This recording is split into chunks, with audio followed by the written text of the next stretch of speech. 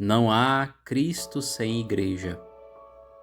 A Igreja, inseparável de Cristo, é ao mesmo tempo seu corpo que o torna presente no mundo, sua esposa por quem ele se entregou em amor, e nossa mãe que nos gera e nutre na fé. Cristo e a Igreja, uma só realidade.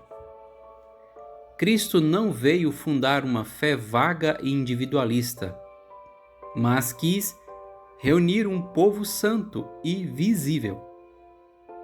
São Paulo ensina que Cristo é a cabeça e a Igreja é o corpo. Separar cabeça e corpo é mutilar a fé. A tradição mais antiga chama essa união de Cristo total. Cristo cabeça e Igreja corpo, formando uma só realidade mística. Em imitação a Maria, que é nossa mãe, a Igreja também é nossa mãe. Santo Cipriano, do século III, dizia: não pode ter Deus por pai quem não tem a Igreja por mãe. A fé que Deus espera de nós. A fé cristã não é só aceitar ideias sobre Jesus, mas aderir à sua pessoa. Essa adesão implica crer no que ele ensinou e também nas instruções que ele mesmo quis deixar, sobretudo à Igreja. Em Lucas capítulo 10, versículo 16, Jesus diz: quem vos ouve, a mim ouve, e quem vos rejeita, a mim rejeita, e quem me rejeita, rejeita aquele que me enviou. Negar a Igreja, mas afirmar seguir Jesus é uma contradição, porque o próprio Cristo vinculou sua autoridade à dos apóstolos e de seus sucessores. A Igreja como continuação da encarnação. O Filho de Deus assumiu a nossa carne e continua presente no mundo por meio da Igreja. Assim como Jesus foi o sacramento vivo do Pai, a Igreja é hoje o sacramento vivo do Cristo. Jesus fundou uma igreja visível, deu a Pedro e aos apóstolos autoridade, conforme Mateus 16, do 18 ao 19 e João capítulo 21, verso 15 a 17. Enviou-os em missão universal conforme Mateus 28, 19 a 20 e Marcos 16, 15. Prometeu-lhes assistência permanente do Espírito Santo conforme João 14, 16 e João 16, 13. Cristo e a Igreja são inseparáveis. O episódio da conversão de Paulo mostra que perseguir a Igreja é perseguir o próprio Cristo. Isso confirma que Cristo e a Igreja não são dois, mas uma só realidade mística. Os primeiros cristãos já compreendiam a Igreja como esposa de Cristo. Amar a Cristo implica amar sua esposa, pela qual ele entregou a própria vida. A presença viva de Cristo hoje.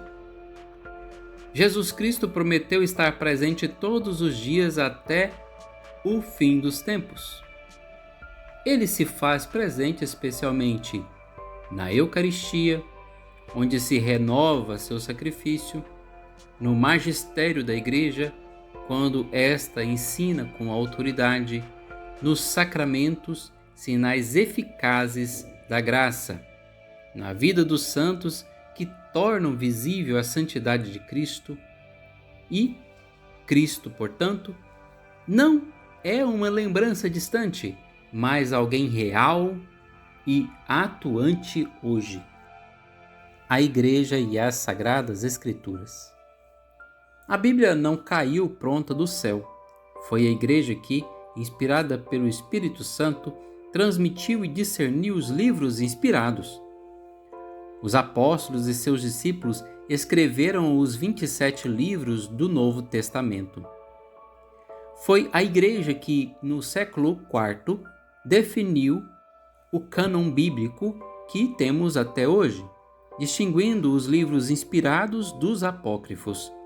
Por isso, a interpretação legítima da Escritura pertence à Igreja Católica, coluna e sustentáculo da verdade.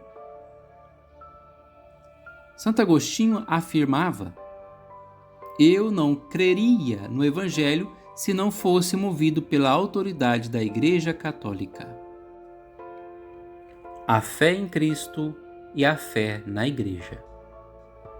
A fé em Cristo só é plena se incluir fé na Igreja, porque a cabeça não existe sem o corpo.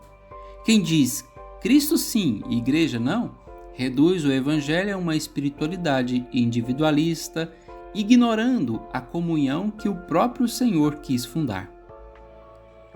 Jesus rezou para que todos fossem um, como Ele e o Pai são um, conforme podemos ver em João 17:21.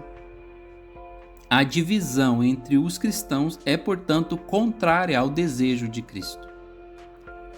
Na missa dominical, professamos não só a fé na Trindade, mas também na una, santa, católica e apostólica Igreja do Senhor, como ensina o Credo. Portanto, não há Cristo sem Igreja, porque Cristo e a Igreja formam o Cristo total. Crer em Jesus implica necessariamente crer na Igreja que Ele fundou e que continua sua obra no mundo. A verdadeira fé cristã não é solitária, mas eclesial. Nasce, cresce e se alimenta no seio da Igreja, nossa mãe, pela qual Cristo nos conduz à salvação.